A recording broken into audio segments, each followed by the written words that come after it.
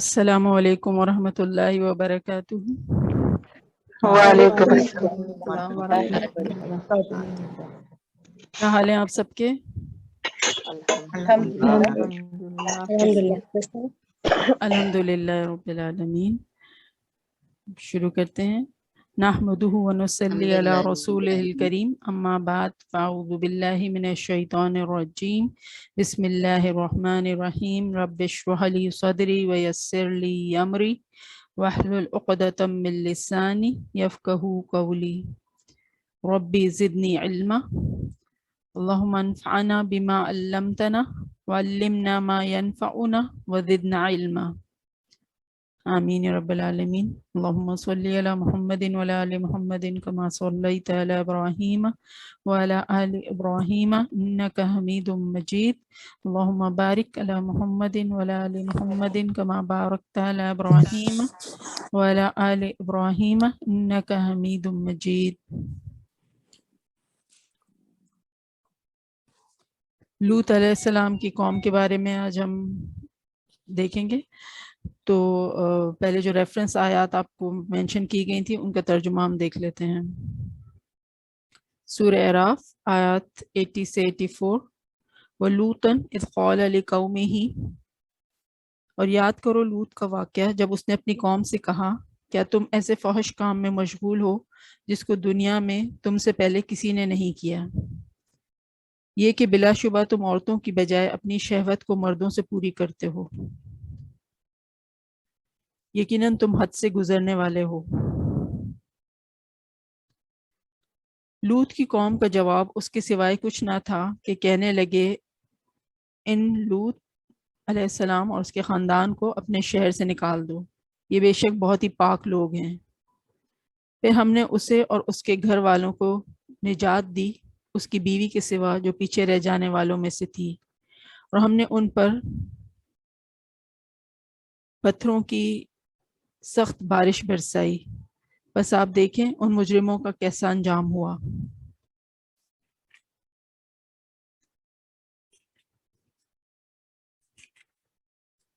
سورہ ہود آیات 77 سے 83۔ وَلَمَّا جَاءَتْ رُسُلُنَا، اور پھر جب ایسا ہو کہ ہمارے فرستادے ہمارے بھیجے ہوئے لوط کے پاس پہنچے تو ان کے آنے سے خوش نہ ہوا، اور ان کی موجودگی نے اسے پریشان کر دیا۔ وہ بولا، آج کا دن تو بڑی مصیبت کا دن ہے۔ اور اس کی قوم کے لوگ اجنبیوں کے آنے کی خبر سن کر دوڑتے ہوئے آئے، وہ پہلے سے برے کاموں کے عادی ہو رہے تھے۔ لوط نے ان سے کہا، لوگوں یہ میری بیٹیاں ہیں، یعنی بستی کی عورتیں جنہیں وہ اپنی بیٹیوں کی جگہ سمجھتا تھا اور جنہیں لوگوں نے چھوڑ رکھا تھا، یہ تمہارے لیے جائز اور پاک ہیں، بس ان کی طرف رجوع کرو اور دوسری بات کا قصد نہ کرو اور اللہ سے ڈرو، میرے مہمانوں کے معاملے میں مجھے رسوا نہ کرو، کیا تم میں کوئی بھی بھلا آدمی نہیں؟ ان لوگوں نے کہا، تجھے معلوم ہو چکا ہے کہ تیری ان بیٹیوں سے ہمیں کوئی سروکار نہیں، اور تو اچھی طرح جانتا ہے کہ ہم کیا کرنا چاہتے ہیں۔ لوط نے کہا، کاش تمہارے مقابلے کی مجھے طاقت ہوتی یا کوئی اور سہارا ہوتا جس کا آسرا پکڑ سکتا۔ تب مہمانوں نے کہا، اے لوط علیہ السلام، ہم تیرے پروردگار کے بھیجے ہوئے آئے ہیں، گھبرانے کی کوئی بات نہیں، یہ لوگ کبھی تجھ پر قابو نہ پا سکیں گے۔ تو یوں کر کہ جب رات کا ایک حصہ گزر جائے تو اپنے گھر کے آدمیوں کو ساتھ لے کر نکل چل، اور تم میں سے کوئی ادھر ادھر نہ دیکھے، یعنی کسی بات کی فکر نہ کرے، مگر ہاں تیری بیوی ساتھ دینے والی نہیں، وہ پیچھے رہ جائے گی، اور جو کچھ ان لوگوں پر گزرتا ہے وہ اس پر بھی گزرے گا۔ ان لوگوں کے لیے عذاب کا مقرر وقت صبح کا ہے، اور صبح کے آنے میں کچھ دیر نہیں۔ پھر جب ہماری ٹھہرائی ہوئی بات کا وقت آ پہنچا تو اے پیغمبر، ہم نے اس بستی کی تمام بلندیاں پستی میں بدل دی، یعنی بستی کو الٹ دیا اور زمین کے برابر کر دیا، اور اس پر آگ میں پکے ہوئے پتھر لگاتار برسائے، جو کہ تیرے پروردگار کے حضور اس غرض سے نشانی کیے ہوئے تھے۔ یہ بستی ان ظالموں سے یعنی کفار مکہ سے کچھ دور نہیں ہے، یہ اپنی سیر و سیاحت میں وہاں سے گزرتے رہتے ہیں، اور اگر چاہیں تو اس سے عبرت پکڑ سکتے ہیں۔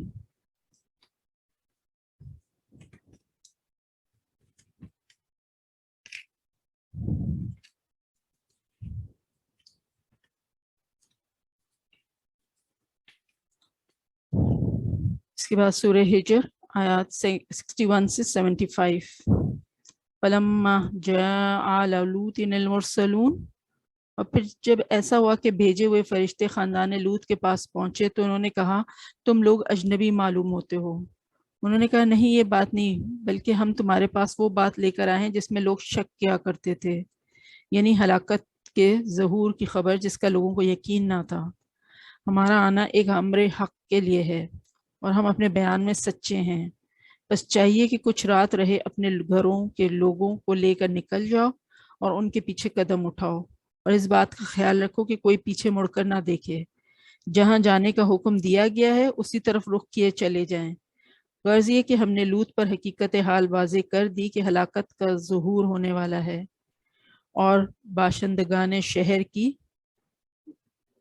بیخ و بنیاد صبح ہوتے ہوتے اکھڑ جانے والی ہے. اور اس اثناء میں ایسا ہوا کہ شہر کے لوگ خوشیاں مناتے ہوئے آ پہنچے. لوط نے کہا دیکھو یہ نئے آدمی میرے مہمان ہیں، تم میری رسوائی نہ کرو، اللہ سے ڈرو، تم میری رسوائی کی کیوں در پہ ہو گئے ہو؟ انہوں نے کہا کہ ہم نے تجھے اس بات سے نہیں روک دیا تھا کہ کسی قوم کا آدمی ہو، لیکن اپنے یہاں نہ ٹھہراؤ.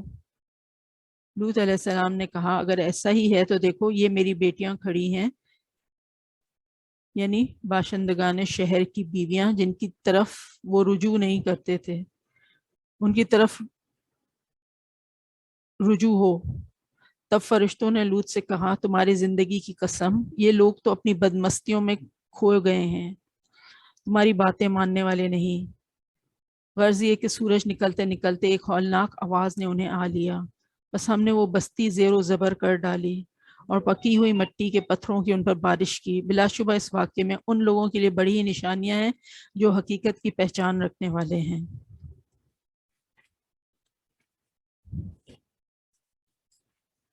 سورہ شعراء آیات 160 سے 175. کذبت قوم لوط المرسلین، جھٹلایا قوم لوط نے پیغمبروں کو، جبکہ کہا ان کے بھائی لوط نے کیا تم نہیں ڈرتے؟ بے شک میں تمہارے لیے پیغمبر ہوں امانت والا.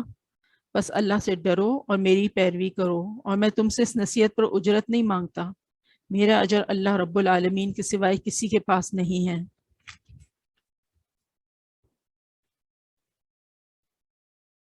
کیا تم جہانوں میں سے مردوں کے پاس آتے ہو اور تم چھوڑ دیتے ہو جو تمہارے رب نے تمہاری بیویاں پیدا کی ہیں، بلکہ تم حد سے گزر جانے والے لوگ ہو.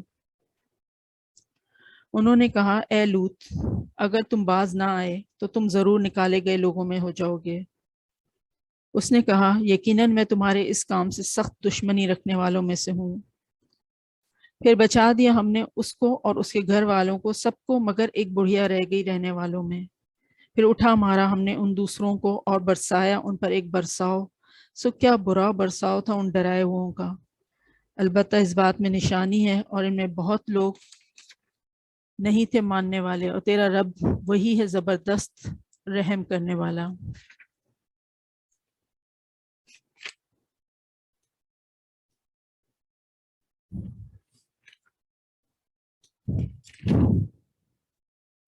سورہ عنکبوت آیات 28 سے 30. اور لوط علیہ السلام کو بھیجا جب اس نے اپنی قوم سے کہا یقیناً تم اس بے حیائی کو آتے ہو جو تم سے پہلے جہانوں میں سے کسی نے نہیں کی. کیا تم ہی وہ نہیں ہو کہ تم مردوں سے بدعملی کرتے ہو، لوگوں کی راہ مارتے ہو اور اپنی مجلسوں میں اور اہل و عیال کے روبرو فواحش کرتے ہو؟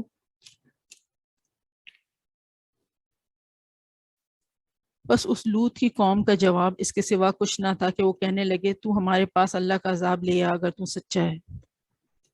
لوط علیہ السلام نے کہا اے میرے رب فسادی قوم کے خلاف میری مدد فرما. سورہ تحریم آیت نمبر 10. اللہ نے بتلائی ایک مثال منکروں کے واسطے، عورت نوح کی اور عورت لوط کی. گھر میں تھیں دونوں دو نیک بندوں کے ہمارے نیک بندوں میں سے، پھر انہوں نے ان سے خیانت کی، پھر وہ کام نہ آئے ان کے اللہ کے ہاتھ سے کچھ بھی، اور حکم ہوا کہ چلی جاؤ دوزخ میں جانے والوں کے ساتھ. یہ کچھ آیات تھی قوم لوط کے حوالے سے. تقریباً یہ تو ہم نے کچھ آیات سلیکٹ کی تھی، لیکن اراؤنڈ 9 جگہ قرآن میں جو ہے قوم لوط کا ذکر آیا ہے.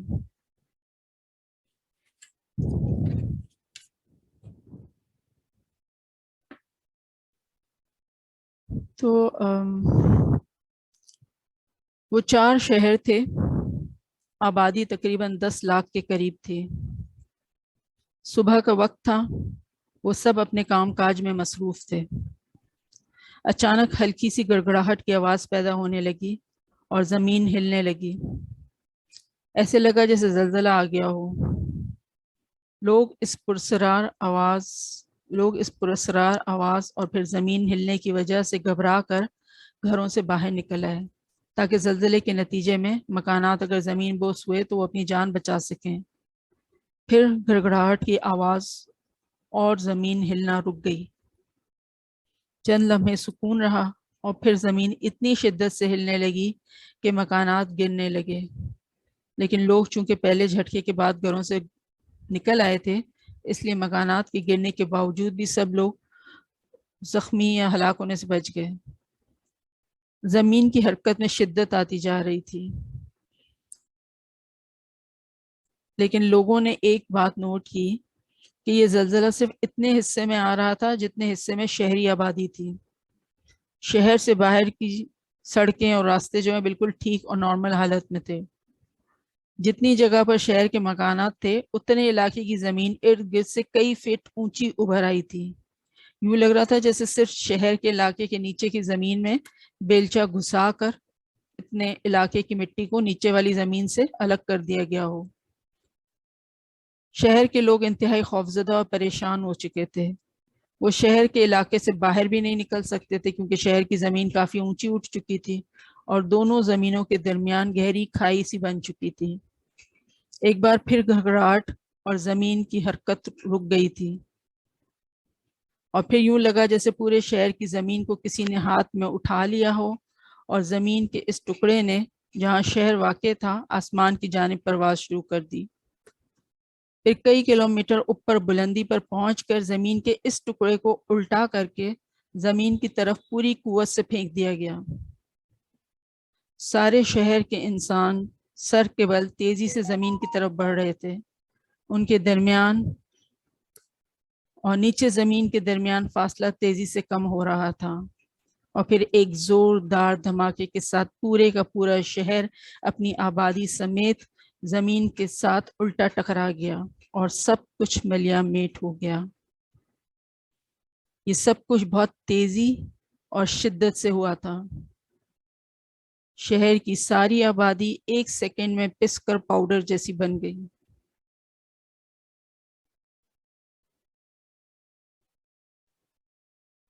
ارد گرد ہر طرف مٹی دھول کے بادل رہ گئے تھے. مکانات مکمل طور پر مٹی کے ساتھ مٹی ہو چکے تھے.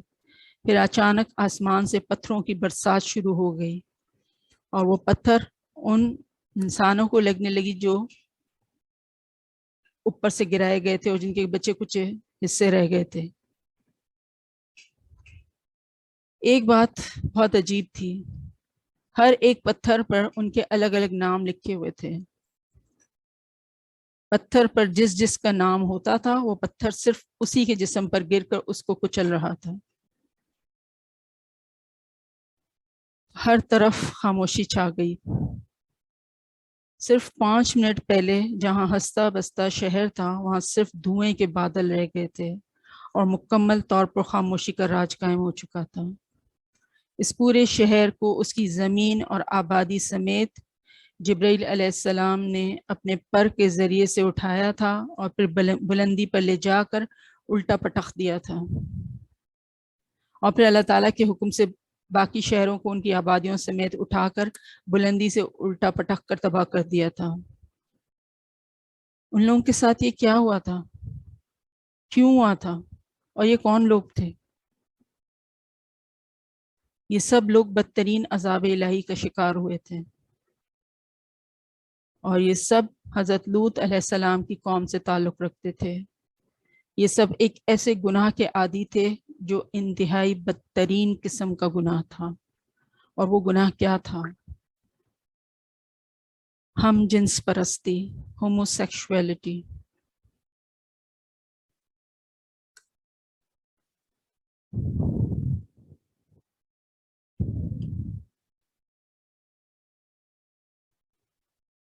حضرت لوط علیہ السلام حضرت ابراہیم علیہ السلام کے بھتیجے تھے.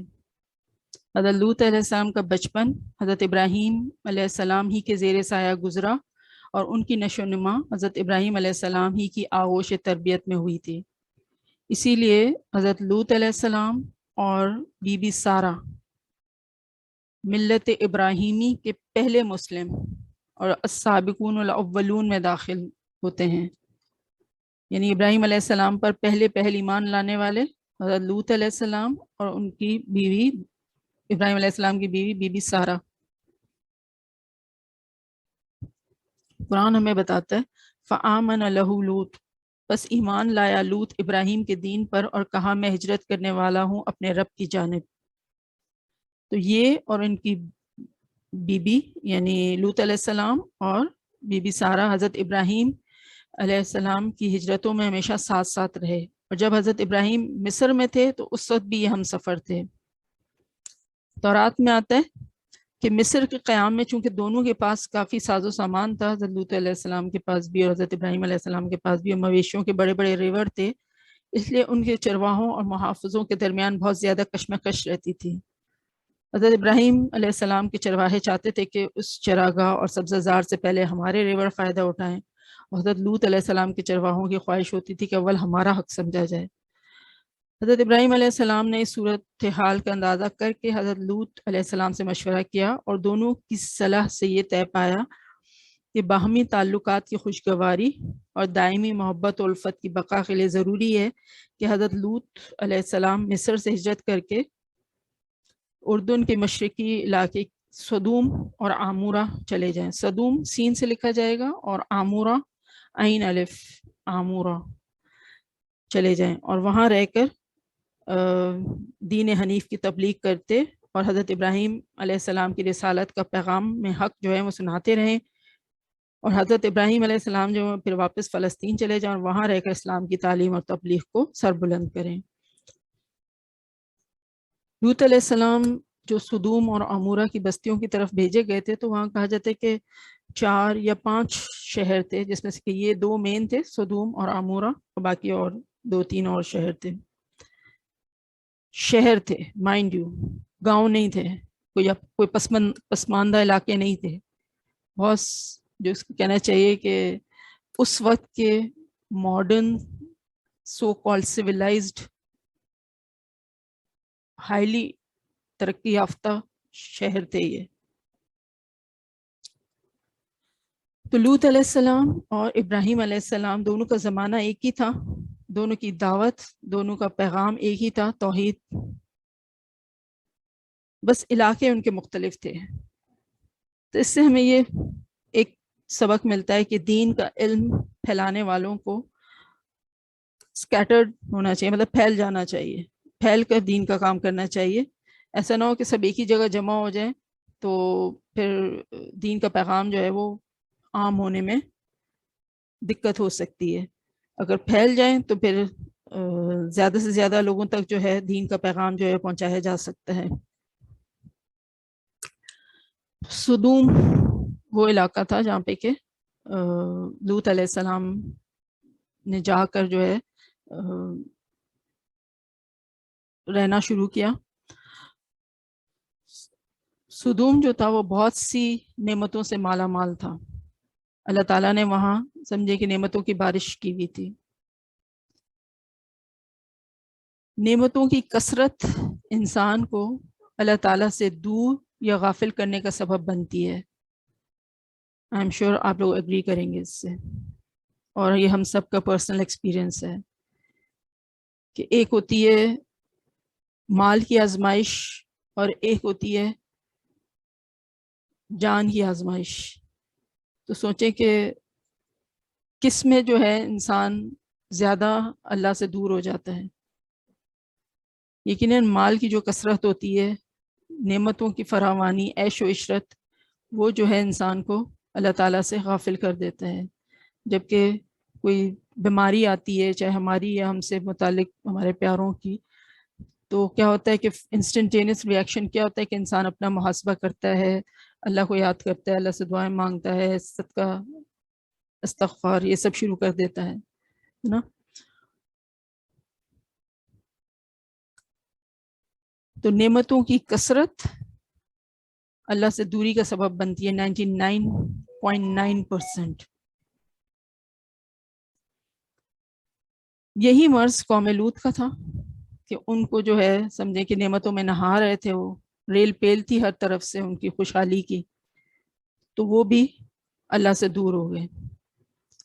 ایک اور چیز اٹس اے نوٹڈ فیکٹ کہ کسی بھی معاشرے میں گناہ یا کسی برائی کو جب آپ ٹریس آؤٹ کرتے ہیں، کوئی گناہ بہت ریمپنٹ ہوتا ہے، کوئی برائی بہت پھیل رہی ہوتی ہے، جب اس کی روٹس کو ٹریس آؤٹ کیا جاتا ہے تو اس کی روٹس میں آپ کو شرک ضرور ملے گا. شرک جو ہے وہ تمام برائیوں کی جڑ ہوتی ہے. تو قوم لوط کا بھی مرض شرک تھا، لیکن قرآن نے ان کے شرک کو مینشن نہیں کیا کہ وہ بتوں کی پوجا کرتے تھے یا وہ کیا، اس چیز کو مینشن نہیں کیا گیا. کیوں؟ کیونکہ ان کا جو گناہ تھا، جو ہومو سیکشولیٹی کا گناہ تھا، ہم جنس پرستی کا جو گناہ تھا ان کا، وہ اتنا قبیح تھا، اتنی قباحت تھی اس کے اندر کہ اس نے شرک جیسے عظیم گناہ کو بھی وہ شیڈو کر دیا تھا. اس لیے آپ دیکھیں کہ جتنی بھی تباہ شدہ قوموں کا ذکر ملتا ہے ہمیں قرآن میں، ان میں سب سے زیادہ شدید عذاب جو ہے یہ قوم لوط پر آیا ہے.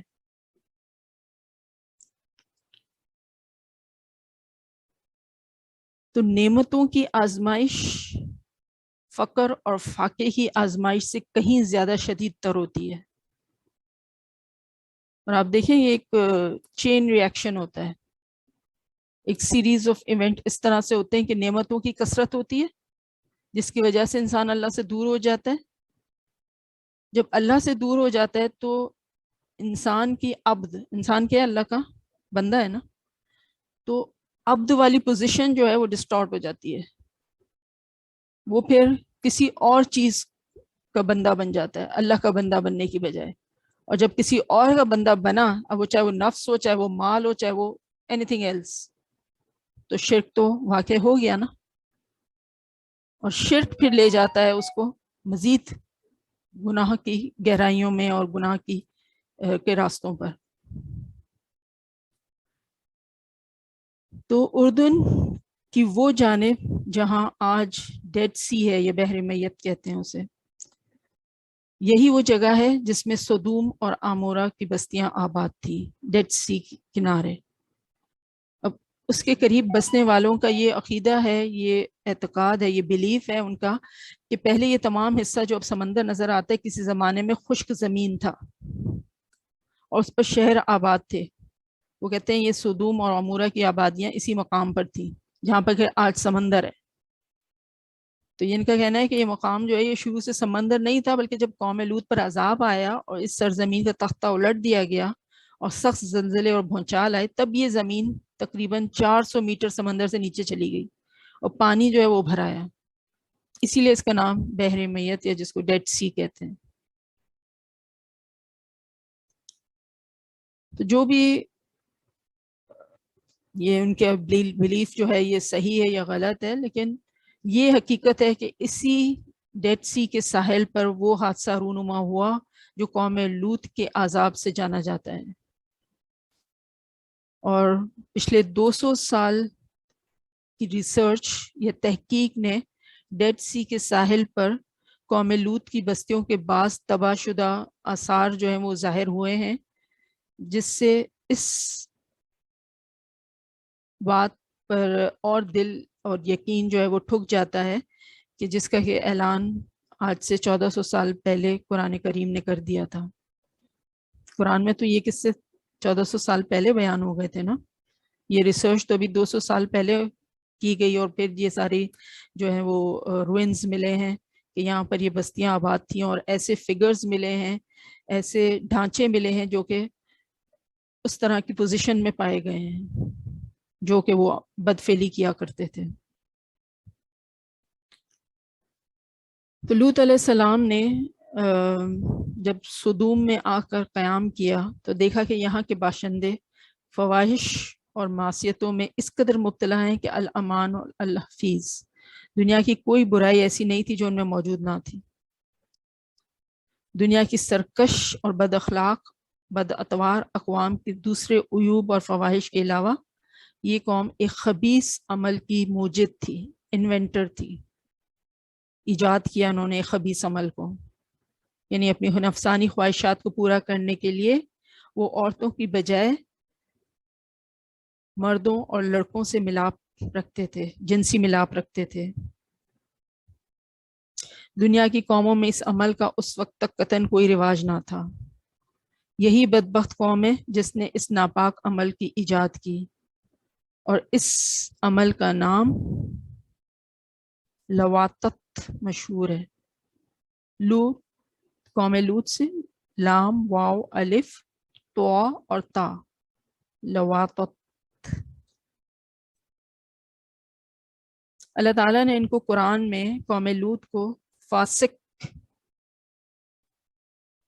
کافر اور جاہل کہہ کر بیان کیا ہے۔ کہا جاتا ہے کہ قرآن ہمیں بتاتا ہے کہ ایک بھی مومن نہیں تھا وہاں پر، ایسا یہ کرپٹ ترین معاشرہ ہو گیا تھا، مورل کرپشن تھی وہاں پہ، ایسا اخلاقی زوال آ گیا تھا ان پر۔ کوئی مسلمان گھرانہ باقی نہ بچا تھا، صرف ایک گھرانہ تھا اور وہ تھا حضرت لوط علیہ السلام کا گھرانہ۔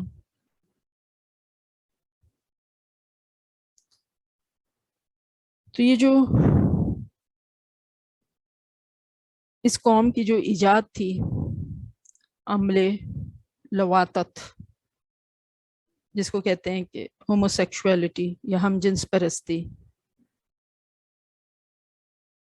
مرد کا مرد سے جنسی ملاپ اور عورت کا عورت سے جنسی ملاپ ہونا، اس کو سوڈومی کے نام سے بھی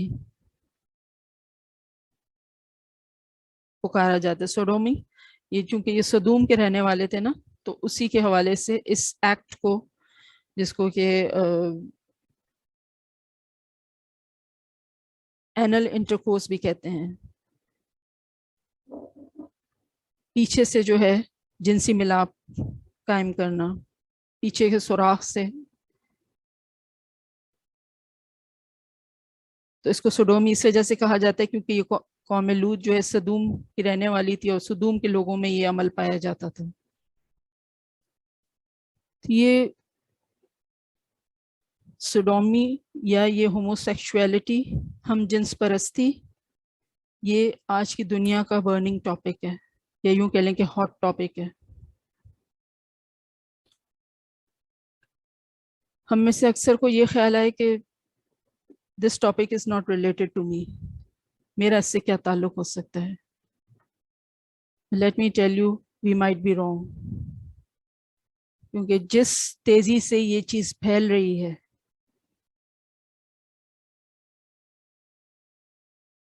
ہو سکتا ہے کہ ہم ان اویئر ہوں، لیکن ہمارے آس پاس، ہمارے معاشرے میں، ہمارے قریبی لوگوں میں، اور ہو سکتا ہے ہمارے گھر تک یہ وبا پہنچ گئی ہو۔ تو ضرور غور سے سنیے گا جو ہم آگے ڈسکشن کرنے جا رہے ہیں اس پر۔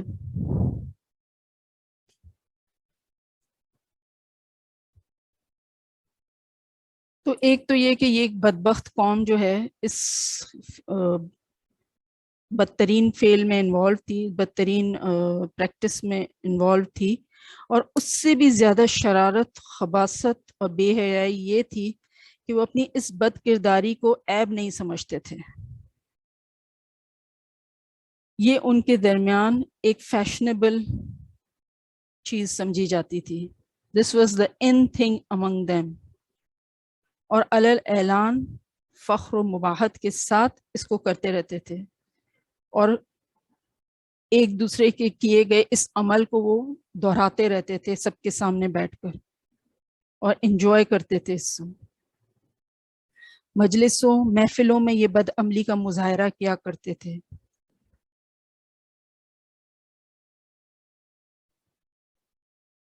تو اللہ تعالیٰ نے فرمایا یاد کرو لوط کا واقعہ جب اس نے اپنی قوم سے کہا کیا تم ایسے فحش کام میں مشغول ہو جس کو دنیا میں تم سے پہلے کسی نے نہیں کیا، تم سے پہلے کسی نے نہیں کیا. ما سبقکم احد من ما سبقکم بها من احد من العالمین. اب جب تم سے پہلے کسی نے نہیں کیا تو اسکالرس کہتے ہیں اس کی دو پاسبلٹیز ہو سکتی ہیں. ایک تو یہ کہ کبھی کسی نے پہلے کیا ہی نہیں تھا، they were the first ones to do it، اور اب رہتی دنیا تک جب تک یہ عمل ہوگا قوم لوط پر اس کا عذاب وبال پڑتا رہے گا. دوسرا یہ کہ قومیت کے لیول پر مطلب سپوریڈک انسیڈنٹس تو ہوتے تھے کیونکہ شیطان تو ڈے ون سے انسان کے پیچھے لگا ہوا ہے نا، تو اکا دکا واقعات ادھر ادھر ہوتے رہتے تھے، لیکن قومیت کے لیول پر کلیکٹیولی ایسا نہیں کیا گیا تھا. یہ بھی مطلب ہو سکتا ہے اس سے. پھر یہ جو یہاں پہ کہا کہ اس قول علی قوم ہی اتاتون الفاحشہ، سورہ اعراف میں جو ورڈ ہے فاحشہ، تم ایسے فحش کام میں مشغول ہو. فاحش یا فحش، فحش اس کام کو کہتے ہیں ڈسگسٹنگ، اناپروپریٹ، فلتھ، نامناسب یا کھلی بے حیائی. اور یہ فحاشی جو ہے یہ صرف سیکس سے ریلیٹڈ نہیں ہے، بلکہ براڈلی اسپیکنگ زبان سے بھی فحاشی کا مظاہرہ ہو سکتا ہے، لباس کے ذریعے فحاشی کا مظاہرہ ہو سکتا ہے. بٹ یہاں پر قوم لوط کے کانٹیکسٹ میں یہاں پر exclusively it means related to sex.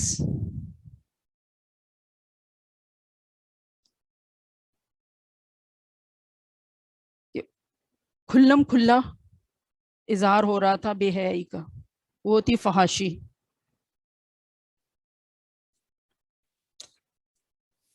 فحشا لفظ یا فحش کو لیں اگر تو اس کا روٹ ورڈ جو ہے وہ آتا ہے فاحشین. اسکالرس کہتے ہیں کہ اس روٹ ورڈ کی سملیرٹی ہے واو ہا شین سے. وحش، وحشی جانور ہوتے ہیں. وحشی کس کو کہتے ہیں؟ اگر جنگلی بیسٹ ہے نا، تو وحشی اور فحاشی، فحش اور وحش وہ کہتے ہیں سملر ہیں. کیوں؟ کیونکہ ان کے اندر ہا شین، وہاں اس کا روٹ ورڈ ہے فا ہا شین اور واو ہا شین. ہا شین جو ہے سملر ہے. تو دیر از اے اسٹڈی نون ایز علم الاشتقاق. تھوڑے سے میں ٹاپک سے ہٹ کے بات کر رہی ہوں لیکن یہ ذرا سا علم الاشتقاق means the study of alphabets constituting the root words. جو روٹ ورڈ جو ہوتا ہے کسی بھی لفظ کی جو مین انگریڈینٹ ہوتا ہے وہ روٹ ورڈ ہوتا ہے. روٹ ورڈ کیا ہوتے ہیں؟ الفابیٹس ہوتے ہیں، حروف تہجی ہوتے ہیں. تو دیر از سبجیکٹ یا ایک الگ ایک برانچ ہے سائنس کی علم الاشتقاق کے نام سے، کہ جہاں پہ کہ روٹ ورڈ کے اندر جو الفابیٹس ہوتے ہیں ان کو اسٹڈی کیا جاتا ہے. وہ کہتے ہیں کہ ہر حروف تہجی کی کچھ پراپرٹیز ہیں، اور جب وہ ایک پرٹیکولر لفظ بناتے ہیں، جیسے یہاں پہ فا ہا شین ہے یا واو ہا شین ہے، تو واو کی 3-4 پراپرٹیز ہیں، ہا کی الگ ہیں، شین کی الگ ہیں. پھر ان الفابیٹس کا جو مفہوم ہوتا ہے، ان کے الگ الگ جو مفہوم ہوتے ہیں وہ کامنلی اس لفظ کے اندر کس طرح سے امپیکٹ کریٹ کرتے ہیں، اس کو اسٹڈی کیا جاتا ہے. تو بتانے کا مقصد آپ کو یہ تھوڑی سی گاڑی چیز یہ تھی کہ انسان کا فحش اس کو جنگلی جانور بنا دیتا ہے. because scholars say that there is a relationship between فحش and وحش.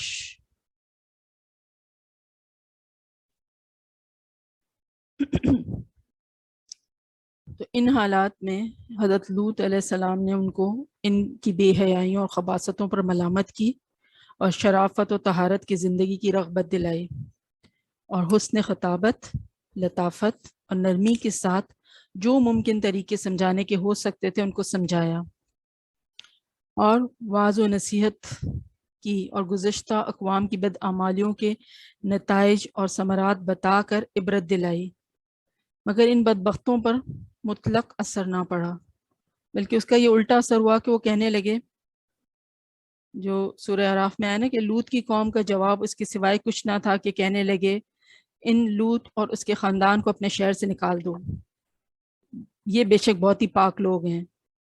انہوں نے کیا کہا؟ انہم اناس یتطہرون، کہ یہ تو بڑے پاک باز بنتے ہیں، یہ تو سمجھتے ہیں کہ یہ خود بڑے دودھ کے دھلے ہوئے ہیں، سیلف رائچسنس کا دعویٰ کر رہے ہیں یہ۔ تو قوم لوط کا یہ مذاقیہ فکرہ تھا، گویا حضرت لوط علیہ السلام اور ان کے خاندان پر طنز کرتے اور ان کا ٹھٹا اڑاتے تھے کہ بڑے پاک باز ہیں، ان کا ہماری بستی میں کیا کام؟ اگر ہم ناپاک اور بے حیا ہیں اور وہ بڑے پاک باز ہیں تو ان کا ہماری بستی سے کیا واسطہ؟ ان کو یہاں سے نکال دو، چلتے بنے یہاں سے۔ حضرت لوط علیہ السلام نے پھر ایک مرتبہ بھری محفل میں ان کو نصیحت کی اور فرمایا، تم کو اتنا بھی احساس نہیں رہا ہے کہ یہ سمجھ سکو کہ مردوں کے ساتھ بے حیائی کا تعلق، لوٹ مار اور اسی قسم کی بد اخلاقیاں برے اعمال ہیں؟ تم یہ سب کچھ کرتے ہو، بھری محفلوں اور مجلسوں میں کرتے ہو، اور شرمندہ ہونے کے بجائے بعد میں ان کا ذکر اس طرح سناتے کہ گویا یہ بڑا کوئی شاندار کارنامہ تم نے انجام دیا ہو۔ قوم نے اس نصیحت کو سنا تو غم اور غصے میں تلملا اٹھی اور کہنے لگی، اے لوط، بس یہ نصیحتیں اور عبرتیں ختم کرو، اور اگر ہمارے ان اعمال سے تیرا خدا ناراض ہے تو وہ عذاب لا کر دکھا جس کا ذکر کر کے بار بار ہم کو ڈراتا ہے، اور اگر تم واقعی اپنے قول میں سچا ہے تو ہمارا تیرا فیصلہ ہو جانا ہی ضروری ہے۔ اب تو آپ دیکھ رہے ہیں کہ یہ کس طرح کی اوچھے ہتھ کنڈوں پہ اور اوچھی زبان پر اتر آئے ہیں، اور یہ کیوں؟ Because they were addicted to that bad habit. Addiction, کسی بھی چیز کا نشہ چڑھ جانا انسان کو، وہ انسان کی عقل پر پردہ ڈال دیتا ہے، چاہے وہ کسی بری عادت کا نشہ ہو یا چاہے وہ دولت کمانے کا نشہ ہو۔ یہ نشہ یا خمار انسان کی عقل پر پردہ ڈال دیتا ہے اور سب کچھ سوچنے سمجھنے کی صلاحیت جو ہے وہ سلب ہو جاتی ہے۔ جو نشئی ہوتا ہے، جو ایڈکٹڈ پرسن ہوتا ہے، اس کو صرف اور صرف اپنی طلب سے غرض ہوتا ہے، اس کو اس کا مطلوب مل جائے he will be happy، ورنہ وہ آپ کے جان کے در پہ ہو سکتا ہے۔ Try to understand the psyche of an addict، اور یہی ایڈکشن آج ہمیں اپنے بچوں میں نظر آتی ہے۔ جو یہ گیمز ہیں، جس کے بارے میں بھی پچھلے دنوں آپ نے سنا ہوگا، جو خبر آئی تھی کہ ایک لڑکے نے اپنی ماں اور بہن بھائی کو مار دیا۔ کیوں؟ کیا ریزن تھا؟ اس کو وہ گیم کھیلنے سے منع کرتے تھے۔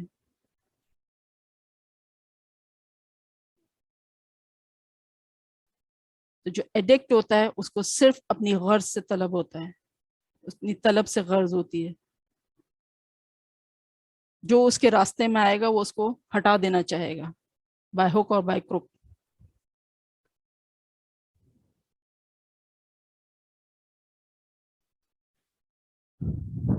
غرض حضرت لوط علیہ السلام کے ابلاغ حق، امر بالمعروف اور نہی عن المنکر کا قوم پر مطلق کچھ اثر نہ ہوا، اور وہ اپنی بد اخلاقیوں پر اسی طرح قائم رہی۔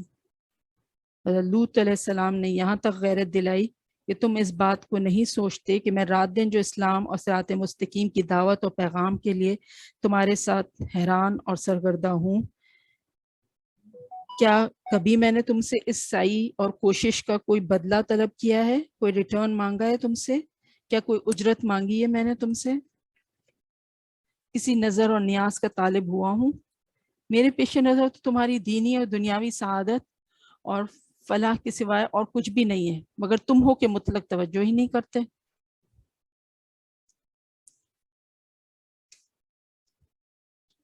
قوم لوط کے تاریک دلوں پر ان سب لوط علیہ السلام کی جو تعلیم اور تبلیغ تھی اس کا کچھ بھی اثر نہ ہوا، اور وہ حضرت لوط علیہ السلام کو اخراج یعنی دربدر کرنے، نکالنے اور سنساری کی دھمکیاں دیتے رہے کہ ہم تم کو جو ہے پتھر مار مار کے مار ڈالیں گے۔ جب نوبت یہاں تک پہنچی اور ان کی سیاہ بختی نے کسی طرح اخلاقی زندگی پر آمادہ نہ ہونے دیا، تب ان کو بھی وہی پیش آیا جو اللہ کے بنائے ہوئے قانون جزا کا یقینی اور حتمی فیصلہ ہے، یعنی بد کرداریوں پر ضد اور ہٹ دھرمی کی سزا بربادی اور ہلاکت ہے۔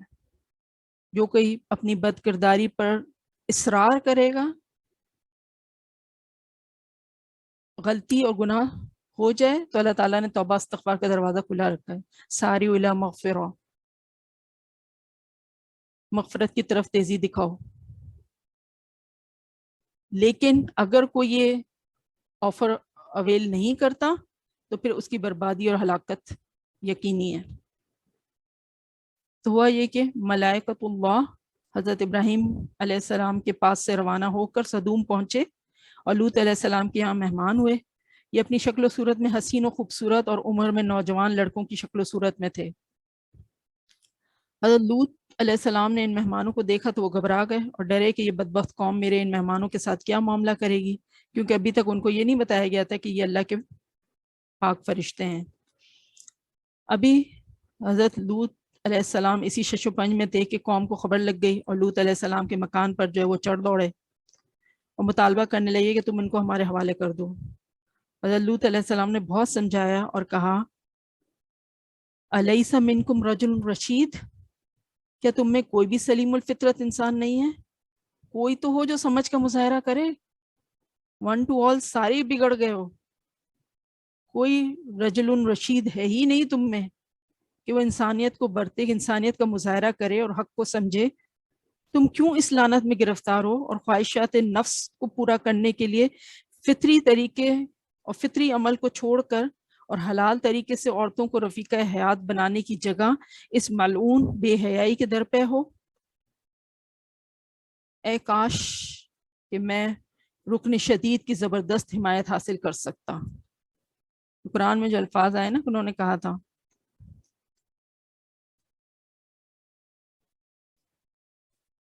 سورہ ہود میں آیا ہے قَالَ لَوْ أَنَّ لِي بِكُمْ قُوَّةً أَوْ آوِي إِلَىٰ رُكْنٍ شَدِيدٍ۔ تو حضرت لوط علیہ السلام کی اس پریشانی، رکن شدید کا مطلب ہے مضبوط سہارا، ٹھیک ہے؟ حضرت لوط علیہ السلام کی اس پریشانی کو دیکھ کر فرشتوں نے کہا آپ ہماری ظاہری صورتوں کو دیکھ کر گھبرائیے نہیں، ہم ملائکہ عذاب ہیں اور اللہ کے قانون یعنی جزائے اعمال کا فیصلہ ان کے حق میں اٹل ہے، وہ اب ان کے سر سے ٹلنے والا نہیں۔ آپ اور آپ کا خاندان عذاب سے محفوظ رہے گا، مگر آپ کی بیوی وہ انہی بے حیاؤں کی رفاقت میں رہے گی اور وہ آپ کا ساتھ نہ دے گی۔ آخر عذاب الہی کا وقت آ پہنچا۔ ابتدا شب ہوئی تو ملائکہ کے اشارے پر حضرت لوط علیہ السلام اپنے خاندان سمیت دوسری جانب سے نکل کر سدوم سے رخصت ہو گئے اور ان کی بیوی نے ان کی رفاقت سے انکار کر دیا اور راستے ہی سے لوٹ کر سدوم واپس آ گئی۔ آخر شب ہوئی تو اول ایک ہیبت ناک چیخ نے اہل سدوم کو تہہ بالا کر دیا اور پھر آبادی کا تختہ اوپر اٹھا کر الٹ دیا گیا اور اوپر سے پتھروں کی بارش نے ان کا نام و نشان تک مٹا دیا، اور وہی ہوا جو گزشتہ قوم کی نافرمانی اور سرکشی کا انجام ہو چکا ہے۔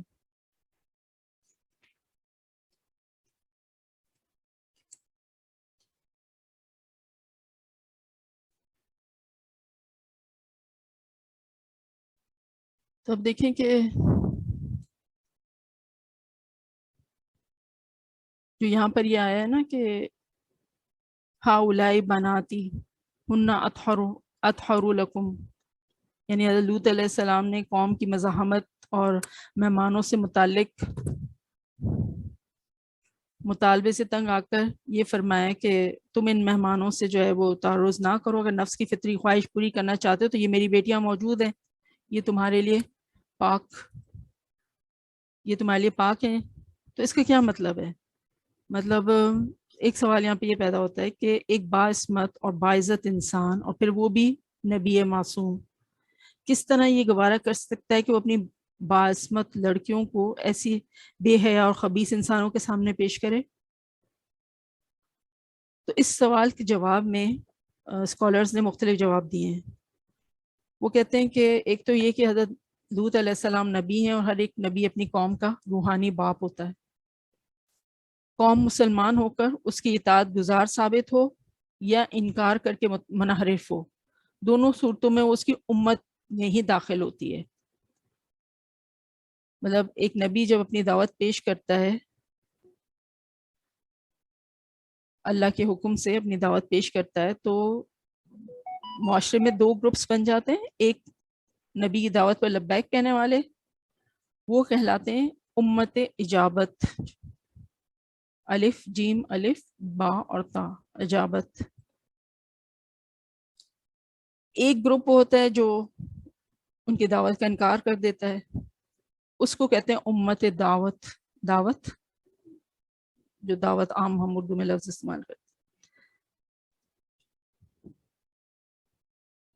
تو جو بھی ہے امت اجابت ہو یا امت دعوت ہو، ہوتے تو سب نبی کی امت ہی ہیں، اور وہ نبی کی امت اس کی اولاد کی طرح ہوتی ہے، اور نبی اور رسول وہ ان کے روحانی باپ ہوتے ہیں.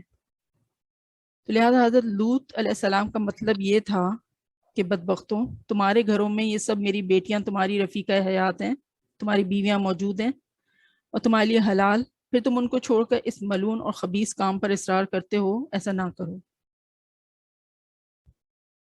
تو جو ان اسکالرس کا خیال یہ ہے کہ نعوذ باللہ یہ مقصد نہ تھا کہ وہ اپنی سلوی لڑکیاں جو ہیں ان کو پیش فرما رہے تھے. ٹھیک ہے.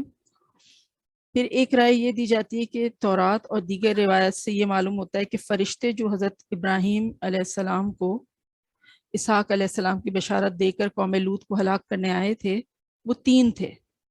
ٹھیک ہے، 3 فرشتے تھے. اس لیے یہ ناممکن تھا کہ 3 افراد کے لیے پوری بستی خواہش مند ہو جن کی تعداد ہزاروں تک پہنچتی ہے، بلکہ لاکھوں میں کی تعداد آتی ہے نا، جو 4-5 شہر کے جو رہنے والے تھے. بلکہ اصل بات یہ تھی کہ اس قوم میں 2 سردار تھے، انہوں نے لوط علیہ السلام کے مہمانوں کا مطالبہ کیا تھا. باقی قوم جو ہے اپنی اس عام بدکرداری کی وجہ سے ان کی حمایت میں جمع ہو گئی تھی. اور چونکہ حضرت لوط علیہ السلام کی 2 بیٹیاں کنواری موجود تھیں، اس لیے انہوں نے ان دونوں سرداروں کو سمجھایا کہ تم اپنے اس خبیث مطالبے سے باز آ جاؤ، اور میں اس کے لیے تیار ہوں کہ اپنی دونوں لڑکیوں کا نکاح تم سے کر دوں. مگر انہوں نے صاف انکار کر دیا اور کہنے لگے کہ لوط، تجھے معلوم ہے کہ ہم عورتوں کی جانب رغبت نہیں رکھتے. پھر تیسری رائے یہ ہے کہ حضرت لوط علیہ السلام نے بے شک اپنی بیٹیوں کے متعلق یہ جملہ فرمایا تھا، مگر اس کی حیثیت اس طرح کی تھی کہ اگر دیکھیں کوئی بزرگ ہے جو کسی کو ناحق پٹتا ہوا دیکھ کر جو ظالم مارنے والے سے یہ کہے کہ دیکھو اس کو نہ مارو، اس کے عوض مجھ کو مار لو، ہے نا. تو بس جس طرح اس شخص کا مقصد مارنے والے کو آر اور شرم دلانا ہوتا ہے، اسی طرح حضرت لوط علیہ السلام نے ان کو شرم اور آر دلانے اور اس خبیث فعل پر ذلیل اور شرمندہ کرنے کے لیے یہ جملہ فرمایا. ان کو یقین تھا کہ نہ یہ بدبخت اس طرف راغب ہوں گے، نہ وہ عملاً ایسا کریں گے.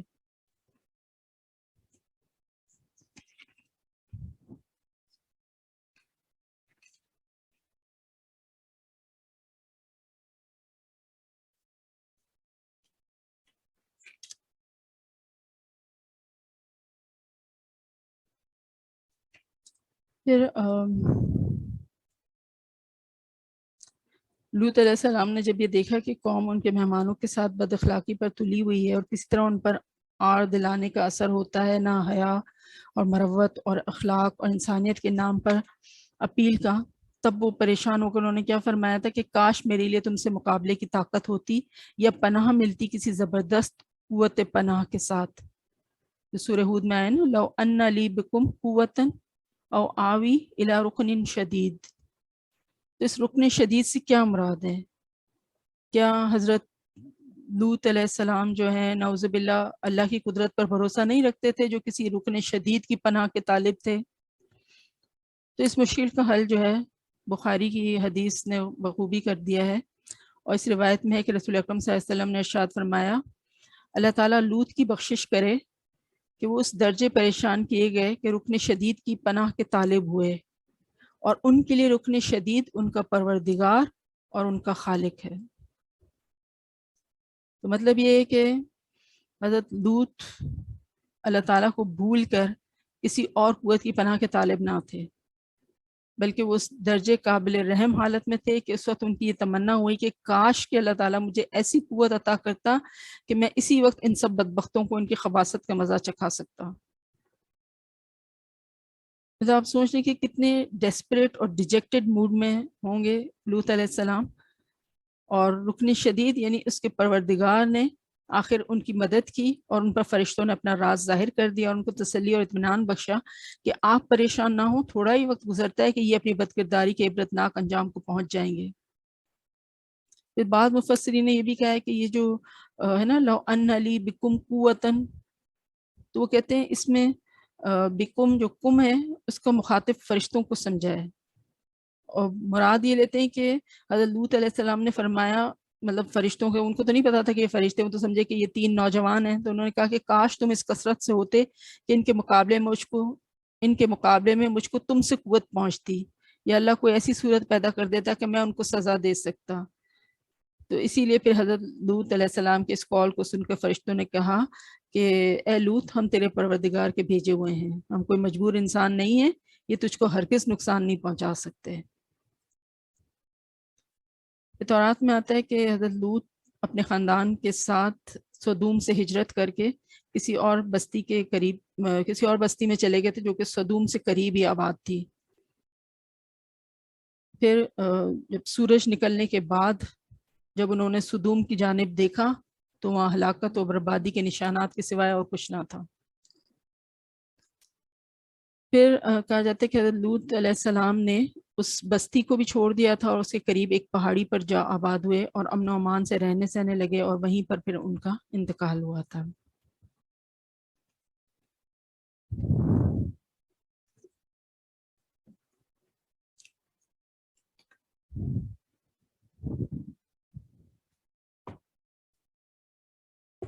تو اس واقعے میں اللہ تعالیٰ کی جو فطرت ہے، جو ایک نیچرل پروسیس اللہ تعالیٰ نے رکھا ہے، جو ایک طبیعت سلیمہ بنائی ہے انسان کی، اس سے انحراف اور روگردانی کی بدترین مثال اور کبھی ترین نمونہ پیش کیا گیا ہے۔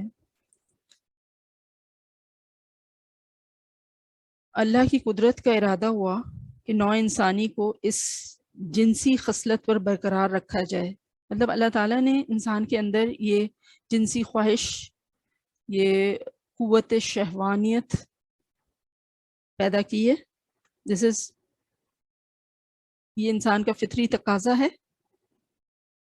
اللہ تعالیٰ کی طرف سے ودیت کی گئی ہے ہمارے اندر۔ قوت شہوت جو سیکشول انسٹنکٹ ہے، جو سیکشول ڈیزائر ہے، یہ اللہ تعالیٰ کی طرف سے رکھی گئی ہے۔ اسی لیے پھر شریعت نے اس انسٹنکٹ کو، اس ڈیزائر کو، اس قوت کو فلفل کرنے کا بھی طریقہ بتا دیا ہے، اس کی اصلاح اور تہذیب کا پابند بنایا ہے، اور اس کو ہر اس چیز سے دور رکھنے کا کہا ہے جو اس کو ملائن کر دے، جو اس کو ملوث کرے۔ چنانچہ اس کے لیے صرف ایک راستہ مقرر کیا گیا ہے، اور وہ راستہ کیا ہے؟ مذکر اور مؤنث کے درمیان جنسی ملاپ کا راستہ۔ اور یہ کیا ہے مذکر اور مؤنث؟ کوئی بھی مذکر، کوئی بھی مؤنث، کوئی بھی مرد، کوئی بھی عورت نہیں، یعنی شریعت مطہرہ کے زیر سایہ شادی کا راستہ ہے یا نکاح کا راستہ۔ حدیث کا مفہوم ہے نا کہ 2 چاہنے والوں کے درمیان نکاح سے بہتر اور کوئی رشتہ نہیں ہو سکتا۔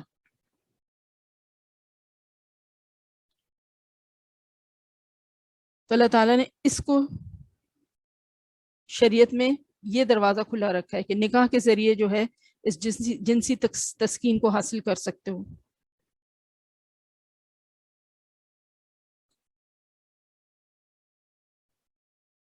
اور اس کے لیے پھر ایک ہی طریقہ، اس قوت شہوت کو درست محل، درست جگہ میں استعمال کیا جائے، اسی سے اللہ کی سنت اس کی مخلوق میں ثابت ہوتی ہے۔ اور نوع انسانی اللہ تعالیٰ کی مشیت کے مطابق قائم رہی ہے۔ شریعت نے ہر اس کام کا ہمیں حکم دیا ہے جس میں سیدھے راستے کی ضمانت ہے۔ شریعت ہمیں اسی طرف لے کر جاتی ہے جو صراط مستقیم کا گارنٹیڈ راستہ ہے، اور جو ہمیں انحراف سے اور ذلت کی گھاٹیوں میں گرنے سے بچاتا ہے۔ لیکن انسان پر جو کہ اشرف المخلوقات بنایا گیا ہے، تعجب ہے کہ وہ اللہ کی اس واضح رہنمائی موجود ہونے کے باوجود وہ ہر الٹے راستے پر چلتا ہے اور اپنی ذات کے لیے حیوان سے بھی کم درجے پر راضی ہو جاتا ہے، اسفل السافلین والا راستہ چوز کرتا ہے، اور صحیح ذوق اور احساس اور طبیعت سلیمہ کو چھوڑ دیتا ہے اور ایسے سے کام کرنے لگتا ہے جس سے حیوان بھی نفرت کرتے ہیں۔ مطلب ان کاموں سے حیوان بھی پاک ہوتے ہیں، وہ کام انسان کر گزرتا ہے، جیسے کہ یہ ہومو سیکشویلٹی۔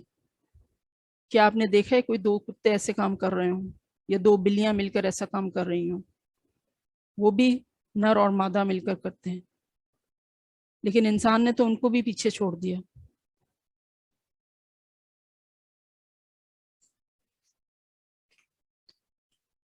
ہمیں ایک لمحے کے لیے غور کرنا چاہیے کہ آخر اس قوم لوط پر عذاب کیوں کر نازل ہوا۔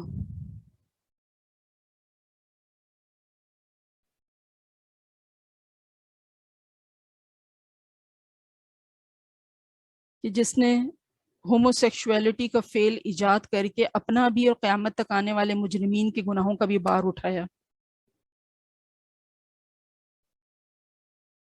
اور ہمیں یہ بات بھی بہت اچھی طرح جان لینا چاہیے کہ قرآن کریم نے اس قوم کا قصہ قرآن میں کیوں بیان کیا۔ قرآن وہ کتاب جو کہ رہتی دنیا تک کے لوگوں کے لیے رہنمائی کا کام کرے گی، تو اس واقعے کو قرآن میں کیوں بیان کیا گیا ہے؟ صرف اور صرف اس لیے تاکہ جو انسان اس سے پڑھے اس سے عبرت و نصیحت حاصل کرے، ان کاموں سے بچے جس کا کہ اتنا بدترین انجام ہوا۔ خالد بن ولید رضی اللہ تعالیٰ عنہ نے حضرت ابوبکر صدیق رضی اللہ عنہما کو خط لکھا کہ عرب کے ایک قبیلے میں ایک ایسا آدمی پایا گیا ہے جو ایسا عمل کرتا ہے جسے عورت کے ساتھ کیا جاتا ہے۔ چنانچہ حضرت ابوبکر صدیق رضی اللہ تعالیٰ عنہ نے صحابہ رضی اللہ عنہ اجمعین کو جمع کیا، ان میں حضرت علی رضی اللہ تعالیٰ عنہ بھی شامل تھے۔ ان سے مشورہ لیا گیا۔ حضرت علی رضی اللہ تعالیٰ عنہ کی بات سب سے زیادہ سخت تھی۔ انہوں نے کہا اس عمل کو صرف ایک قوم نے کیا تھا تو اللہ تعالیٰ نے ان کا وہ حال کیا جس کو تم بھی جانتے ہو۔ میرا خیال یہ ہے کہ اس شخص کو آگ میں جلا دوں۔ چنانچہ اس شخص کو آگ میں جلا دیا گیا۔ تو علماء اس ہم جنس پرستی یا ہومو سیکشویلٹی کی سزا میں 3 اقوال ملتے ہیں، اسکالرس کی 3 رائے ہیں۔ پہلی رائے یہ ہے کہ اس کی سزا جو ہے زنا کی سزا سے بڑی ہو، زنا کی سزا سے بھی زیادہ بڑی ہو، جیسا کہ اس کی آخرت میں جو سزا ہے وہ زیادہ سخت ہے۔ دوسرا قول یہ ہے کہ اس کی جو ہومو سیکشولیٹی یا ہم جنس پرستی کی سزا جو ہے زنا کے برابر ہونی چاہیے۔ تیسری رائے یہ ہے کہ اس سے کم ہونی چاہیے، لیکن صحیح یہ ہے کہ اس کی زنا جو ہے، اس کی صحیح بات یہ ہے کہ سزا جو ہے زنا کی سزا سے زیادہ سخت ہونی چاہیے۔ اور کیونکہ اس پر صحابہ رضی اللہ عنہم کا اجماع ہے۔ مزید یہ کہ اس کی حرمت بہت سخت ہے اور فساد زیادہ پھیلتا ہے اس سے، اس لیے کہ اللہ تعالیٰ نے کسی قوم کو ایسی سزا نہیں دی جیسے قوم لوط کو دی ہے۔ دس از سو ویری obvious ان قرآن، اس کے بارے میں کوئی دو بات نہیں ہو سکتی۔ حضرت جابر بن عبداللہ رضی اللہ عنہ فرماتے ہیں کہ رسول اللہ صلی اللہ علیہ وسلم نے فرمایا مجھے اپنے بعد اپنی امت پر سب سے زیادہ ڈر قوم لوط والے عمل کا ہے۔ تو یہ تو ہم ہومو سیکشولز کی بات کر رہے ہیں، کہ قوم لوط والا عمل جو ہے یہ تو ہیٹروسیکشولز یا جو میاں بیوی ہیں ان کے درمیان بھی الاؤڈ نہیں ہے، سختی سے منع کیا گیا ہے اس کو۔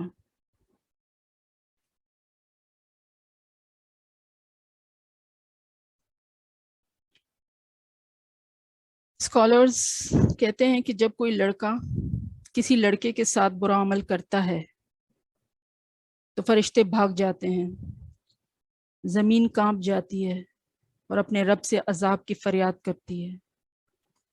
اللہ تعالیٰ پھر ان پر عذاب اتارتے ہیں اور ان کو لعنت ڈھانپ لیتی ہے اور شیاطین ان کو گھیر لیتے ہیں، زمین ان کو اپنے اندر دھسانے کی رب سے اجازت لیتی ہے، حاملین عرش پر عرش ثقیل ہو جاتا ہے، دوزخ بھڑکائی جاتی ہے۔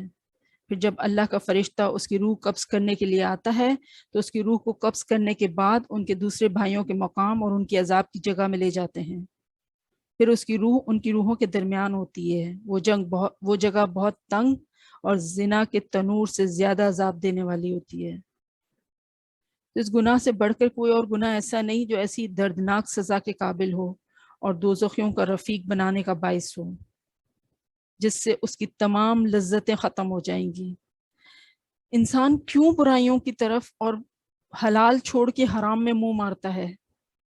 لذت حاصل کرنے کے لیے نا، پلیجر گین کرنے کے لیے۔ وہ لذت، وہ مزہ، وہ پلیجر کتنی دیر قائم رہتا ہے؟ اور اس کے مقابلے میں ان لمیٹڈ جہنم، آگ، دوزخ، یہ تو بڑے گھاٹے کا سودا ہے۔ تو جس سے اس کی تمام لذتیں ختم ہو جائیں گی اور بالآخر وہ حسرت اور افسوس ہی کر سکے گا، شہوت ختم اور شقاوت باقی رہ جائے گی۔ امام احمد بن حنبل رحمۃ اللہ علیہ فرماتے ہیں سب حرام لذتیں ختم ہو جائیں گی اور صرف رسوائی اور شرمندگی باقی رہ جائے گی اور بالآخر برائی کا انجام رہ جائے گا۔ ایسی لذتوں کو حاصل کرنے میں کسی طرح خیر نہیں جس کے بعد دوزخ کی آگ ہو۔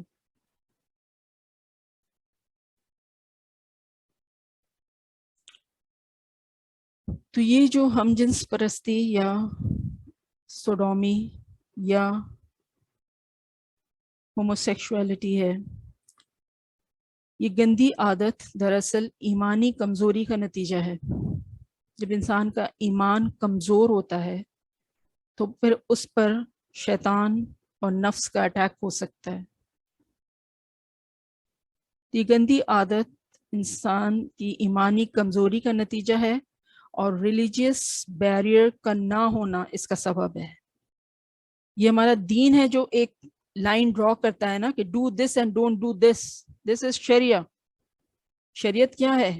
Do this and don't do that, dos and don'ts. کیونکہ ایمان کی وجہ سے ایک صاحب ایمان پر یہ فریضہ عائد ہوتا ہے کہ وہ شریعت کی اتباع کرے۔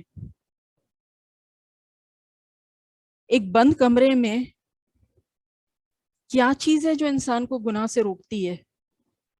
اس کا ایمان، اس کا تقوی، اس کی پرہیزگاری۔ قرآن کریم نے مومنین کی جن صفات کا ذکر کیا ہے ان میں سے ایک شرمگاہ کی حفاظت بھی ہے، جسے فرمایا کہ والذین هم لفروجہم حافظون، جو اپنی شرمگاہوں کی حفاظت کرنے والے ہیں۔ اللہ کے رسول صلی اللہ علیہ وسلم نے ایک حدیث کا مفہوم ہے نا، کہا تھا کہ تم دو چیزوں کی ضمانت دو میں تم کو جنت کی گارنٹی دیتا ہوں۔ کیا تھی وہ دو چیزیں؟ ایک زبان، دوسری شرمگاہ۔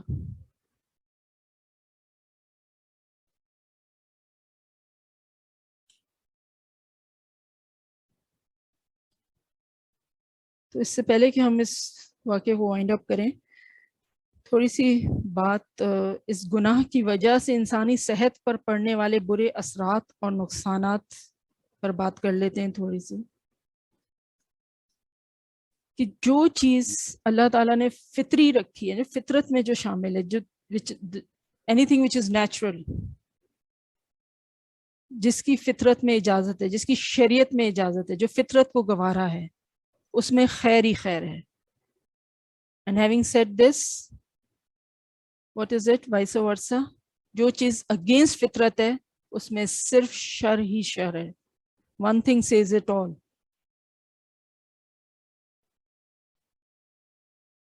پھر بھی کیا نقصانات ہوتے ہیں؟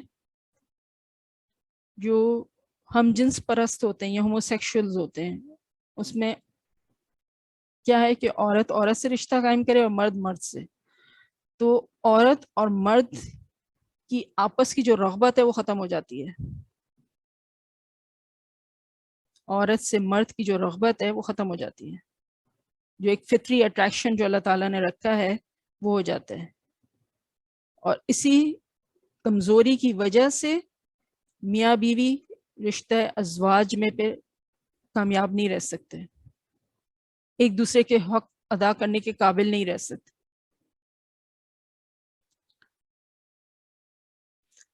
پھر اعصابی امراض میں مبتلا ہونا. اعصابی یعنی کہ نروس بریک ڈاؤن ہو جانا. ایسے شخص کا شعور بدل جاتا ہے, وہ سمجھتا ہے کہ وہ مرد بننے کے لیے پیدا نہیں ہوا, اس لیے وہ اپنے ہم جنس کی طرف میلان اور رغبت رکھتا ہے اور وہ ہر وقت گندے خیالات میں مبتلا رہتا ہے. یہ وجہ ہے کہ ہم دیکھتے ہیں کہ ایسے لوگ چال چلن وغیرہ میں پھر عورتوں کی مشابہت اختیار کرتے ہیں. اس مرض کی وجہ سے ان کی زندگی کا لطف ختم ہو کر رہ جاتا ہے اور انسانی اور مردانگی کی ساری صفات سلب ہو جاتی ہیں. آج کل ایک ٹرمنالوجی بہت سننے میں آ رہی ہے and that is transgender. یہ ٹرانسجینڈر کیا ہے؟ simply means transfer of gender. Gender کیا ہوتا ہے؟ سیکس, میل اینڈ فیمیل نا. تو transgender means transferring of your gender. جو میل ہے وہ فیمیل بن جائے اور جو فیمیل ہے وہ جو میل بن جائے. اگر ٹائم ہو ہمارے پاس آخر میں تو ہم اس پر بات کریں گے.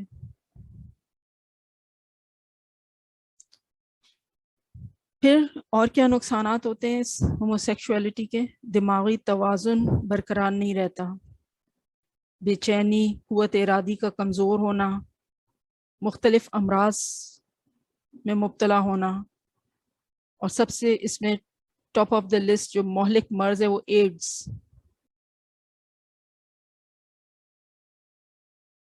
پھر جو یہ ہوموسیکشولز ہوتے ہیں یہ کبھی سیر نہیں ہوتے. دے انڈلج ان دس ایکٹ. وہ کرتے اس لیے ہیں کہ ان کو مزہ چاہیے ہوتا ہے, ان کو پلیجر گین کرنا ہوتا ہے, لیکن وہ کبھی سیٹسفائی نہیں ہو سکتے. جو سیٹسفیکشن اللہ تعالیٰ نے نیچرل اس میں رکھی ہے وہ کبھی بھی ان کو حاصل نہیں ہوتی, جس کی وجہ سے وہ بے حس ہوتے ہیں, انسینسٹیو ہو جاتے ہیں. رشتہ داروں کو جو رشتے ناتے جو ہوتے ہیں نا اس کا لحاظ نہیں رہتا ان کے درمیان, وہ پسند نہیں کرتے being related to anybody because they are insensitive. پھر مسکولر ویکنس ہو جاتی ہے. They lose their control over urine and stool. اس طرح کی ان کو جو ہے مسکولر ویکنس لاحق ہو جاتی ہے. پھر مورل کرپشن, اخلاقی زوال. اس لیے ہم دیکھتے ہیں کہ پھر ایسے لوگ جو ہیں وہ مروت, مردانگی اور خودداری وغیرہ ہوتی نہیں ان میں. بد اخلاق, کم ہمت, بے ضمیر اور قوت ارادی سے خالی. مطلب اگر آپ سمرائز کرنا چاہیں تو یہ کہ جو ہوموسیکشلز ہوتے ہیں وہ اللہ سے دور اور شیطان سے قریب ہوتے ہیں. تو جو شیطان جس کا دوست ہوگا تو پھر اس کا کیا کیریکٹر ہوگا بتائیں. پھر جنرل ہیلتھ ان کی اٹ ریمینس کمپرومائزڈ, کیونکہ they are going against nature, فطرت کے خلاف کام کر رہے ہوتے ہیں. اوور آل ان کا جو سیکس سسٹم ہوتا ہے دیٹ از ڈسٹربڈ, متاثر ہوتا ہے, اور رفتہ رفتہ ان میں پھر بانجھ پن, اسٹیریلٹی پیدا ہو جاتی ہے, اور پھر وہ صاحب اولاد نہیں ہو سکتے. اب یہ جو مطلب دین نے تو ہمارے 1400 سال پہلے بتا دیا نا ہمیں کہ this is not the right thing to do. and this is something to be condemned. لیکن جو سائنس کو ویلیو کرتے ہیں تو اب جدید سائنس نے اس جنسی بے ضابطگی کا جو برا اثر بتایا ہے، جو کہ ایک ایسی خطرناک صورت ہے جو کہ ہوموسیکشولز کے لیے خطرے کا باعث ہے، یعنی ایڈز کا مرض، جو دراصل معاشرے میں بے حیائی کے پھیلاؤ کا نتیجہ ہے. اس مرض کو رسول اکرم صلی اللہ علیہ وسلم کی صداقت پر ایک نئی دلیل شمار کیا گیا ہے، اس لیے کہ حضور صلی اللہ علیہ وسلم نے فرمایا ہے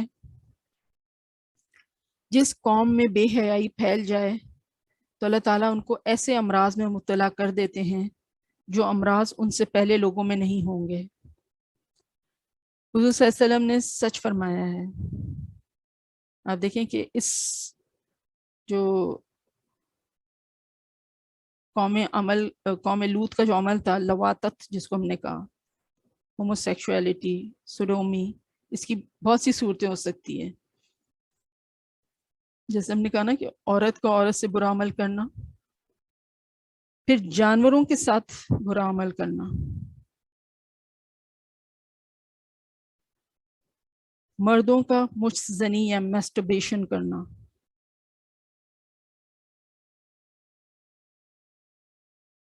اس کے علاوہ گمراہوں اور بدکاروں نے اس جنسی بے ضابطگی کے کتنے ہی اور طریقے ایجاد کیے ہیں.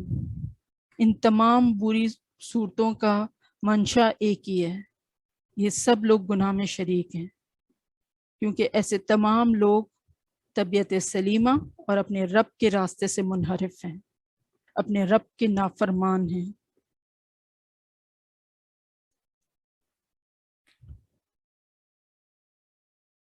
ریجوائن کیجئے پلیز. تو یہ جو ہوموسیکشولیٹی یا ہم جنس پرستی کا جو ٹاپک ہے، یہ ہمارے درمیان، ہمارے معاشرے میں ایک ٹیبو کے طور پر بھی ہے کہ ہم اس پر بات کرنا نہیں چاہتے، لیکن اس ہائی ٹائم کہ اب ہم بات کرنا شروع کر دیں.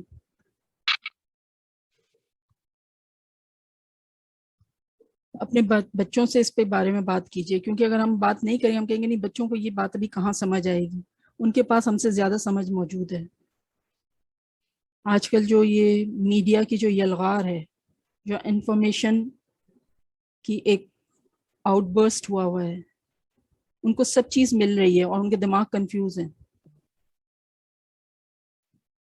They don't know what to do. It's better کہ ہم ان سے بات کریں rather than وہ کچھ اپنے طور پر اخذ کریں.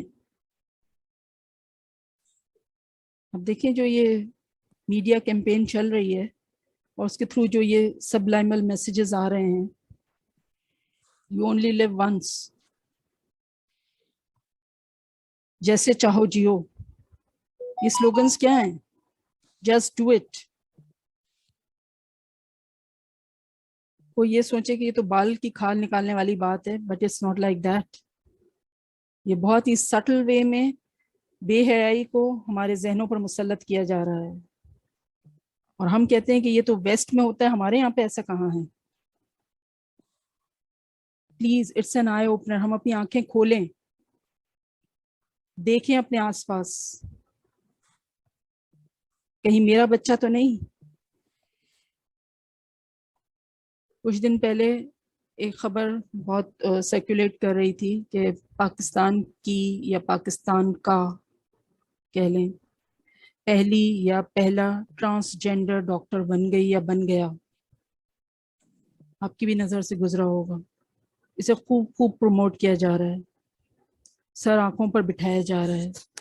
سوشل میڈیا، الیکٹرانک میڈیا پر یوں لگتا ہے جیسے ایک طوفان آ گیا ہو کہ ٹرانسجینڈر جو ہے وہ ڈاکٹر بن گیا. What is transgender? ابھی میں نے آپ کو بتایا کہ transfer of gender,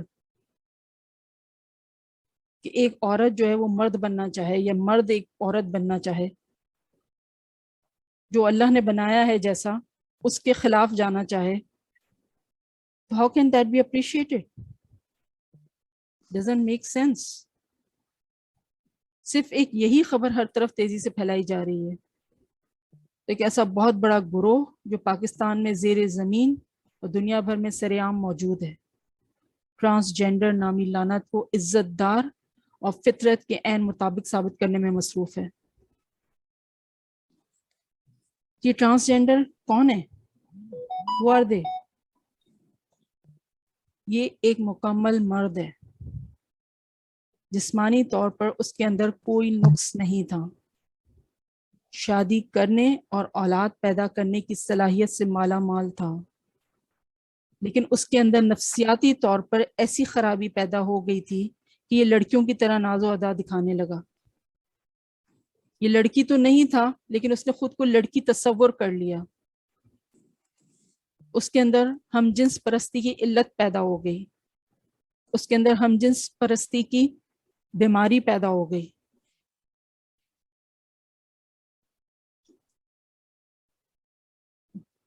It's very sorry to say کہ پاکستان میں 2018 میں ایک قانون پاس ہوا جس کے تحت ایسے لوگ جو مرد ہونے کے باوجود خود کو عورت سمجھتے ہیں یا عورت خود کو مرد سمجھتی ہے، وہ خود کو اپنی من پسند جنس کے طور پر پیش کر سکتے ہیں. مطلب ٹرانسجینڈر کو لیگلائز کر دیا گیا ہے. چنانچہ اس نے بھی خود کو ٹرانسجینڈر عورت کے طور پر نادرا کے آفس میں رجسٹر کروا لیا. اب یہ جسمانی طور پر مرد خود کو ذہنی طور پر عورت ثابت کر کے ٹرانسجینڈر بن چکا ہے، کیونکہ اسے یہ کرنے کی آزادی اس ملک نے دی ہے. اگرچہ وہ مرد ہے، لیکن اگر صرف ذہنی طور پر خود کو عورت سمجھتا ہے تو اسے خود کو عورت کے طور پر شو کرنے کے سب حقوق ملنے چاہیے. اور یہ جسمانی طور پر نارمل مرد ہے تو ہوتا رہے، اسے کاغذات میں ٹرانسجینڈر عورت کے طور پر سمجھا جائے گا. اور نیچرلی چونکہ اپنے آپ کو عورت تصور کر رہا ہے تو اب وہ مرد سے ہی تعلق قائم کرے گا. تو ایکچولی کس کا تعلق قائم ہو رہا ہے؟ مرد کا. تو ہومو سیکشولیٹی یہ نہیں ہے تو کیا ہے پیاری بہنوں؟ تو بہت ہی سٹل وے میں اس کو ہمارے معاشرے کا حصہ بنا دیا گیا ہے. اور آپ دیکھیں کہ یہ ٹرانسجینڈر حضرات جو بھی آپ کہہ لیں ان کو، یہ بہت ہی نمایاں پوزیشنز میں ہمیں نظر آ رہے ہیں. آپ کو ٹی وی پر ماڈلز میں اس طرح سے ان کو پرومیننٹ کیا جا رہا ہے کہ لوگ ان کو آئیڈیلائز کرنے لگے.